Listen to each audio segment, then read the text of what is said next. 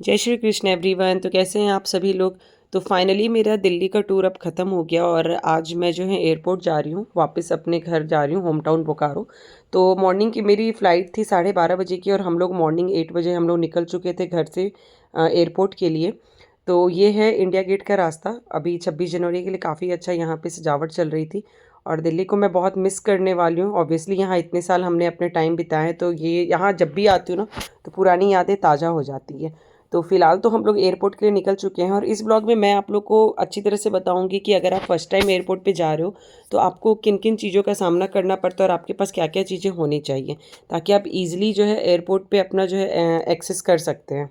तो अब हम लोग एयरपोर्ट के रूट में पहुंच चुके हैं और ये जो रूट होता है ना काफ़ी सुंदर है, काफ़ी अच्छा मतलब लगता है देखने में। कुछ अलग सा ही लगने लगता है। मैंने मतलब हम लोग रांची का भी एयरपोर्ट देखे बट दिल्ली का एयरपोर्ट की बात ही अलग है।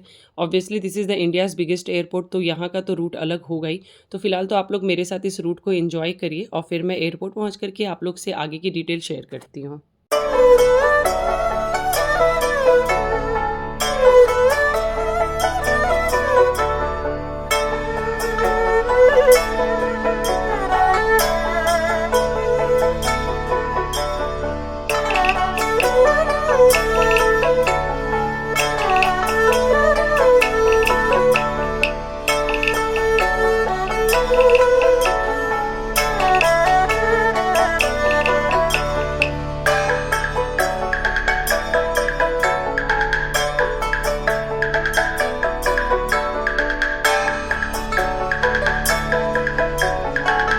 सो finally we reached Indira Gandhi international airport और हमारी जो फ़्लाइट थी वो टर्मिनल 3 से थी, इसलिए हम लोग टर्मिनल 3 पे उतरे थे।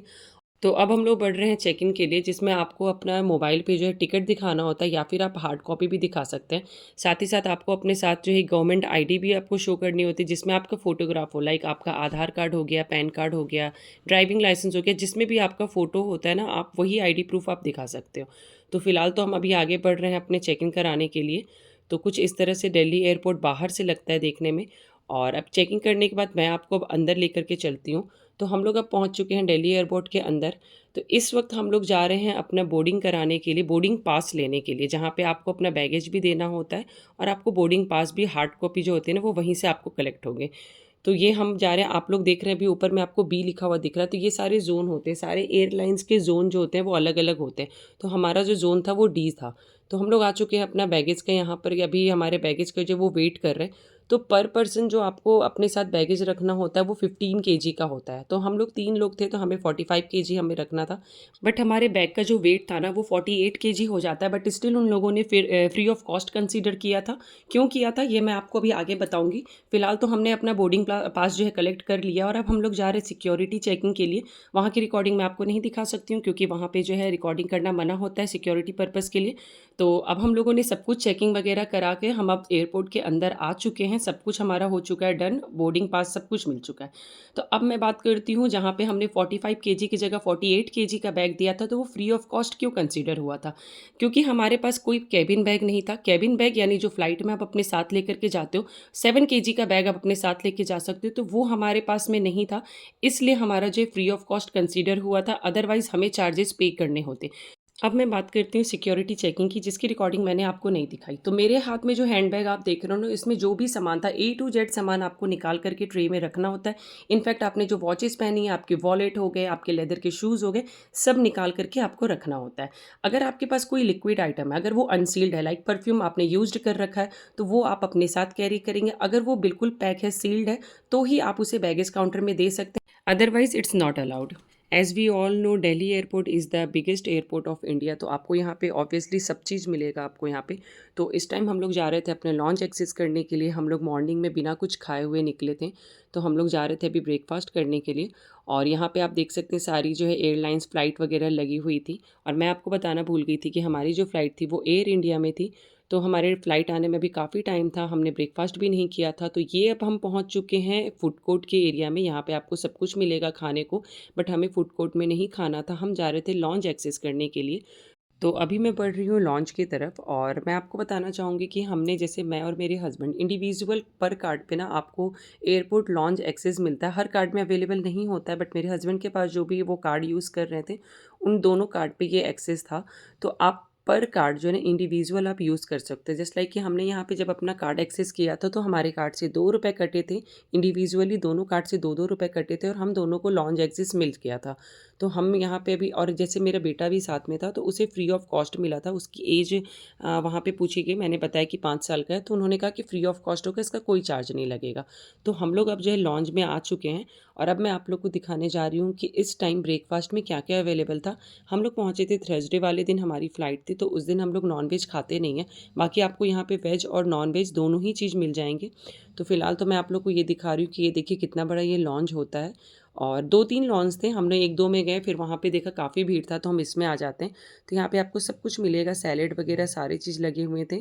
और जिस दिन हम लोग गए थे ना उस दिन साउथ इंडियन फूड था, इडली सांभर। तो फ़िलहाल मैं यहाँ पे जो है प्रथम के लिए ले रही थी लच्छा पराठा और दही, उससे खाने का मन था तो मैं उसके लिए लच्छा पराठा दही ले रही थी, और साथ ही साथ मैंने अपने लिए भी ले लिया था। तो सब कुछ आप देख सकते हैं क्या-क्या खाने में होता है। तो आप फ्री ऑफ कॉस्ट अनलिमिटेड आप यहाँ पे जो है लॉन्ज में एक्सेस कर सकते हैं। वाटर बॉटल भी आप जितनी मर्ज़ी ले सकते हैं, कपकेक्स वगैरह सब कुछ आपको मिल जाता है यहाँ पे।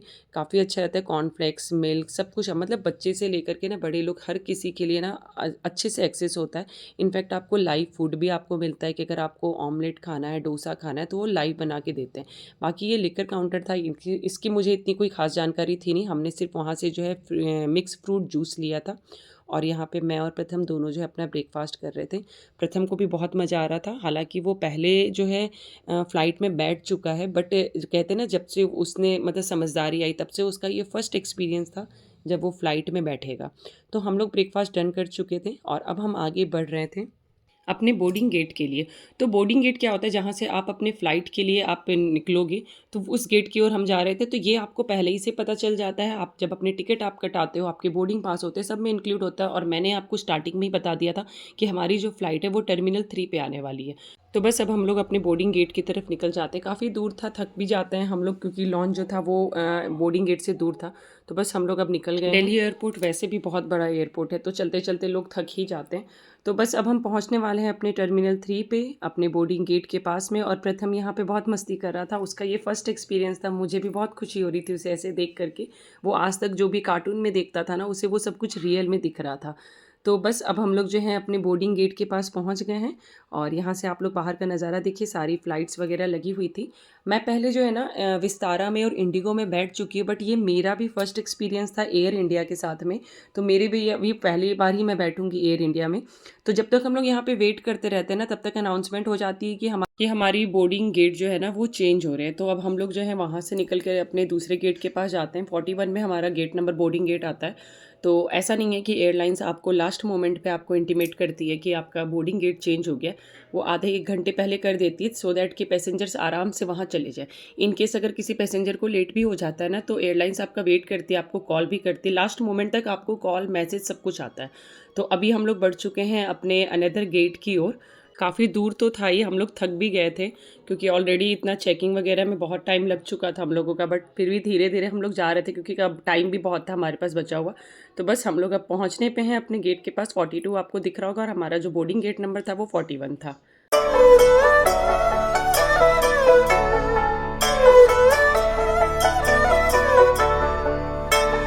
हम हमारे बोर्डिंग गेट के पास अब पहुंच चुके हैं, और यहाँ पे हम लोग फिर वेट करते हैं, और सब जितने भी क्लास होते हैं ना सबकी जैसे जैसे अनाउंसमेंट होती है ना वो वैसे वैसे जाते हैं। तो हमारा इकोनॉमी क्लास था। तो जब तक हमारी बस आ रही थी तब तक मैं बाहर का रिकॉर्डिंग कर रही थी। बहुत अच्छा लगता है मुझे यहाँ ऐसे देखना, इतने सारी फ़्लाइट्स वगैरह खड़ी रहती हैं। तो ये सब एक्सपीरियंस करना मुझे बहुत अच्छा लगता है, और प्रथम भी बहुत मज़े कर रहा था। तो ये रही एयर इंडिया की फ़्लाइट, बट वो वाली फ़्लाइट हमारी थी नहीं, और यहाँ पे इंडिगो की फ़्लाइट लगी हुई है। तो हम लोग अपने बस का बस वेट कर रहे थे, तब तक हमारी बस भी आ जाती है। तो पहले स्टार्टिंग में बिज़नेस क्लास वाले जाते हैं, उसके बाद वो अपनी सीट के अकॉर्डिंग जो है आपके अनाउंसमेंट होती है। तो फिर जब हमारी सीट का अनाउंसमेंट हुआ था तो फिर हम लोग भी निकल जाते हैं, और इस वक्त जो है अब हम लोग बस में बैठ चुके हैं। तो मैं आपको बता दूं, जब गेट के पास, बोर्डिंग गेट के पास आप जाते हो तो उस वक्त फिर आपको अपना बोर्डिंग टिकट दिखाना होता है, और इसके बाद जो है आपके लिए बस आती है। बस में आप बैठ करके फिर आप अपने प्लेन के पास आप जाते हैं। तो लास्ट जो आपको बोर्डिंग टिकट दिखाना होगा ना, जब आप बस से उतरोगे तब। तो यहाँ पे काफ़ी दूर पे हमारा प्लेन था। तो बस हम लोग निकल चुके हैं अब अपने एयरलाइंस की ओर।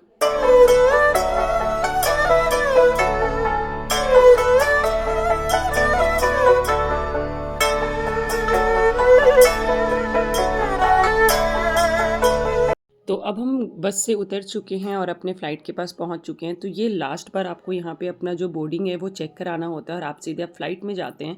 तो यहाँ पे सारी जो है एयरलाइंस लगी हुई हैं और हमारा भी यहाँ पे एयर इंडिया का फ़्लाइट लगा हुआ है। तो बस अब हम सब जो है एंट्री करने लग जाते हैं। हमारी चेकिंग भी हो गई है और अब हम एंट्री कर जाते हैं फ़्लाइट के अंदर। लकीली हमें जो है ना इस बार जो है विंडो सीट मिल गई थी। मतलब ऐसा होता नहीं है जनरली, बट हम 3 लोग थे और एयर इंडिया में 3 के सीटर होता है ना, तो हमें जो है मिल गया था इस बार विंडो सीट। तो बस अब हम लोग जो है फ़्लाइट के अंदर एंटर कर रहे हैं। एंटर करने के बाद आप लोग को दिखाती हूँ अंदर से फ़्लाइट कैसा लगता है देखने में। तो ये है एयर इंडिया की फ़्लाइट और ये पुराना फ़्लाइट है, क्योंकि इसकी जो मैंने सीट वगैरह देखी थी ना वो पुरानी ही एयरलाइंस वाली है। तो ये पुराना फ़्लाइट है एयर इंडिया का और प्रथम को हमने बैठा दिया था विंडो सीट के पास में, क्योंकि वो काफ़ी एक्साइटेड था और उससे वेट ही नहीं हो रहा था कि मम्मी फ़्लाइट कब टेक ऑफ होगा, मुझे देखना है। तो बस हम लोग अब यहाँ बैठ कर के फ़्लाइट टेक ऑफ का वेट कर रहे थे। तो बस अब फ़्लाइट जो है टेक ऑफ होने लगते हैं। और अगर मैं बात करूँ एयर इंडिया फ़्लाइट की, तो मुझे ये जो है एयर इंडिया फ़्लाइट काफ़ी अच्छी लगी। हालाँकि ये पुरानी फ़्लाइट थी बट स्टिल इसके सीट जो है ना बहुत कंफर्टेबल थे और मतलब मुझे सही लग रहा था, स्पेशियस था। क्योंकि मैं लास्ट टाइम जब इंडिगो में बैठी थी ना तो उसमें बहुत कंजस्टेड सा फ़ील हुआ था, बट ऐसा एयर इंडिया में ऐसा कुछ फ़ील नहीं हो रहा था। तो ये सीट भी काफ़ी अच्छी थी और यहाँ पे प्रथम भी बहुत मस्ती करने लगता है and he was so excited. मतलब वो इतना खुश था ना, अपने पहले ही से उसने सीट बेल्ट और बांध रखा था एंड ही सेड कि mummy I know everything about airlines, how to handle and everything. तो वो जो है ना उसकी एक्साइटमेंट एक अलग ही लेवल की थी। तो बस यहाँ पे हमारा फ़्लाइट जो है अब टेक ऑफ होने लगा है।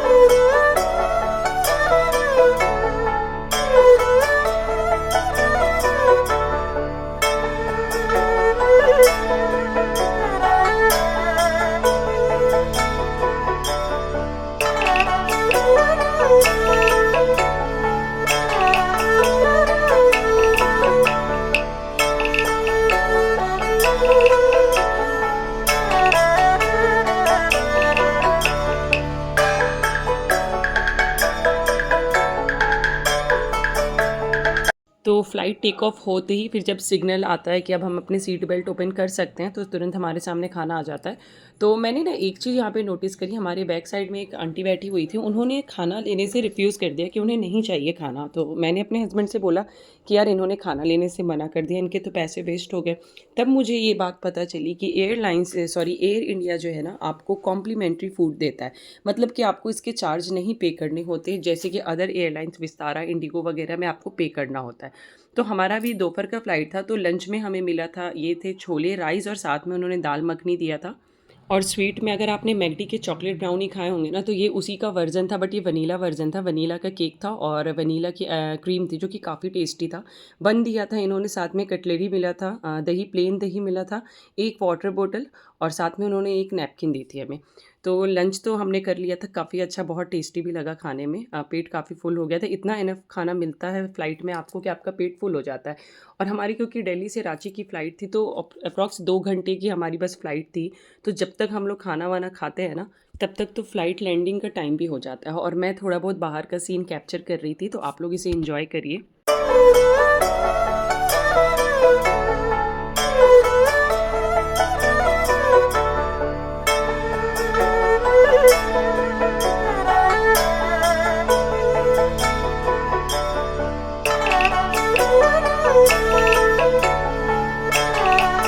तो जब तक हम लोग अपना ना लंच फिनिश करते हैं, तब तक हमारे सामने चाय और कॉफ़ी भी आ जाती है। तो मेरे हस्बैंड कॉफ़ी पीते हैं और मैं चाय पीती हूँ।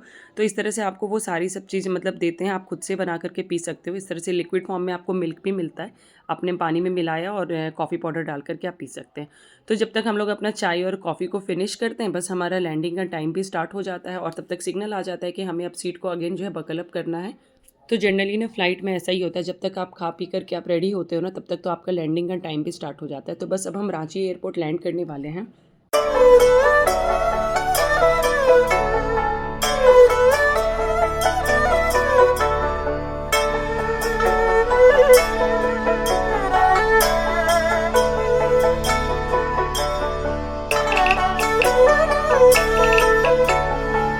सो now we reached Ranchi airport और अब हम लोग जा रहे हैं अपना बैग लेने के लिए बैगेज काउंटर की ओर। एंड आई एम सॉरी कि मैंने वहाँ की रिकॉर्डिंग नहीं करी क्योंकि उस टाइम ना प्रथम बहुत इधर उधर भाग रहा था, तो मेरा पूरा फोकस उस पर था, तो मैंने वीडियो ऑन ही नहीं किया था। बाकी आप जैसे ही लैंड होते हो ना अपने एयरपोर्ट पे, तो आपको एक डायरेक्शन दे दिया जाता है कि आप इस डायरेक्शन में जाओगे तो आपको यहाँ पे आपको अपना बैगेज मिल जाएगा। और अंदर से कुछ रांची एयरपोर्ट इस तरह का लगता है देखने में, काफ़ी सुंदर सा एयरपोर्ट है। रांची क्योंकि झारखंड का है, तो झारखंड की जो लोकल चीज़ होते हैं ना वही एयरपोर्ट के अंदर में चारों तरफ आपको नज़र आएगी। यहाँ की संस्कृति जो होती है सब कुछ नज़र आता है। तो बस अब हम लोग बाहर निकल चुके हैं एंड आई थिंक उस दिन कोई मिनिस्टर वगैरह आने वाले थे, इसलिए यहाँ का जो वो लोकल डांस होता है ना वो कुछ लोग कर रहे थे। सो बस अब हम लोग बाहर निकल के कैब का वेट करते रहते हैं क्योंकि रांची से बोकारो 3 घंटे के डिस्टेंस पे है। तो बाई कैब हम लोग फिर अपने घर चले जाते हैं। तो ये था आज का वीडियो और मुझसे जितनी जानकारी हो सकी मैंने आप लोगों के साथ शेयर की। अगर मेरा वीडियो अच्छा लगा होगा तो मेरे चैनल को लाइक शेयर एंड सब्सक्राइब ज़रूर करिएगा। तो मैं आप लोग से नेक्स्ट वीडियो में मिलती हूँ, फिर किसी दूसरी जगह पे जाऊँगी घूमने के लिए और आप लोगों के साथ मैं अपनी हर चीज़ शेयर करती रहूँगी। तो मिलते हैं नेक्स्ट वीडियो में, तब तक के लिए जय श्री कृष्ण।